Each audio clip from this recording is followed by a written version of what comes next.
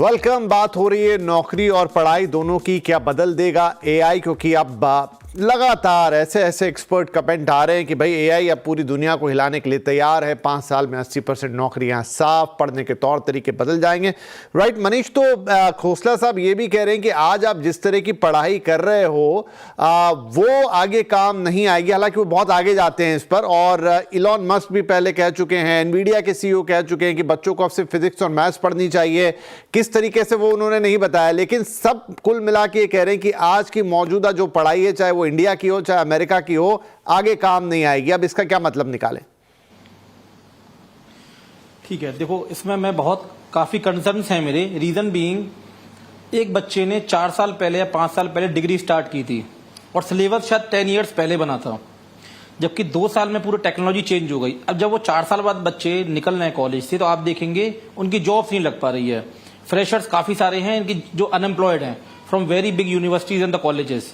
तो यहाँ पे शायद सारी गवर्नमेंट्स एंड एकेडमिक्स को साथ में काम करना पड़ेगा विद इंडस्ट्री, सो दैट उनके लास्ट सेमेस्टर्स में इंडस्ट्री स्पेसिफिक ट्रेनिंग्स दी जाएं।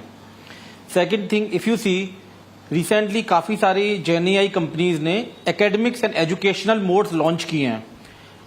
What I foresee is what Khosla sir is saying, अब क्या होगा, एकेडमिक्स यूनिवर्सिटीज एंड कॉलेजेस इन कंपनियों से टाई अप करेंगे और एक कन्वर्जेशनल बेस्ड सिस्टम स्टार्ट होगा।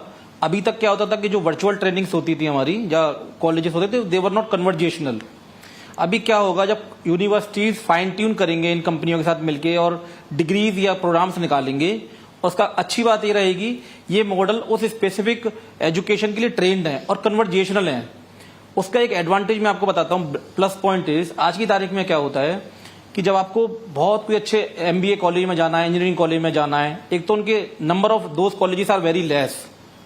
लोग क्यों जाते हैं, बच्चे क्यों जाते हैं कि वहां पे अच्छी क्वालिटी एजुकेशन मिलेगी और लेक्चर मिलेगा। वो इंडिया में भी और आउट ऑफ इंडिया में भी जाते हैं, बट वो बहुत लिमिटेड लोगों तक वो है, क्योंकि सीट्स लिमिटेड हैं और उनका इंफ्रास्ट्रक्चर है।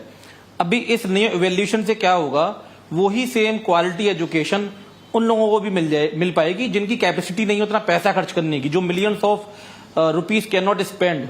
तो उसका बेनिफिट है कि इन कंपनियों के कोलैबोरेशन से वो हमें एजुकेशन 1/10 कॉस्ट पे मिल जाएगी, same quality and same type of lecture. So इससे वो लोग भी बेनिफिट होंगे जो उतना एक्सपेंडिचर की पोजीशन में नहीं है। और पहला फैक्टर मैंने बोला कि यहाँ पर एकेडमिक्स को, यूनिवर्सिटीज को इंडस्ट्री के साथ कोलैबोरेशन करना पड़ेगा। हम 10 साल में 8 साल में अपने सिलेबस को रिन्यू नहीं कर सकते हैं, क्योंकि इंडस्ट्री 3 साल में चेंज हो जाती है।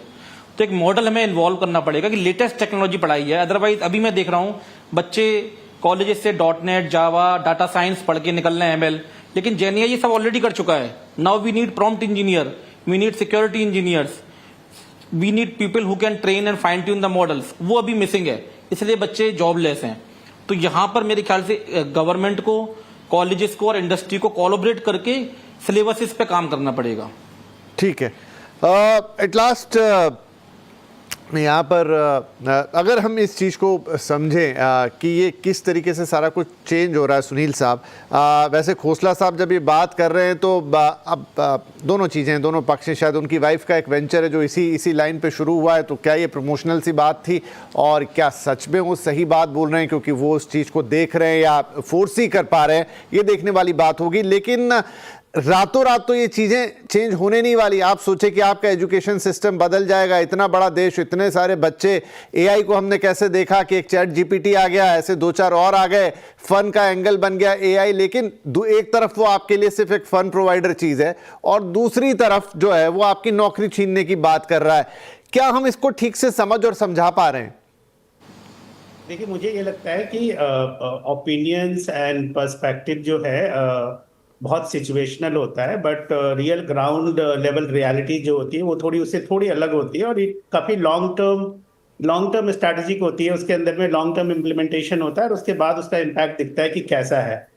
आज के डेट में देखें तो एजुकेशन सिस्टम कहीं का भी देखें, हम इंडिया के बारे में बोलते हैं, कहीं के बारे में, मोर और लेस 75 to 80% या अप टू बहुत सिमिलर है। किसी भी, अगर आप यूरोप की कंट्रीज में जाते हैं, यूएस में आते हैं या इंडिया में आते हैं, इंस्टीट्यूशंस के अपने अपने फीस स्ट्रक्चर हो सकते हैं, थोड़ा अपने पैरामीटर्स हो सकते हैं, but system of education is very similar. तो इसीलिए सबसे पहली चीज तो क्या है ना कि ओवरनाइट कुछ चेंज नहीं होना है।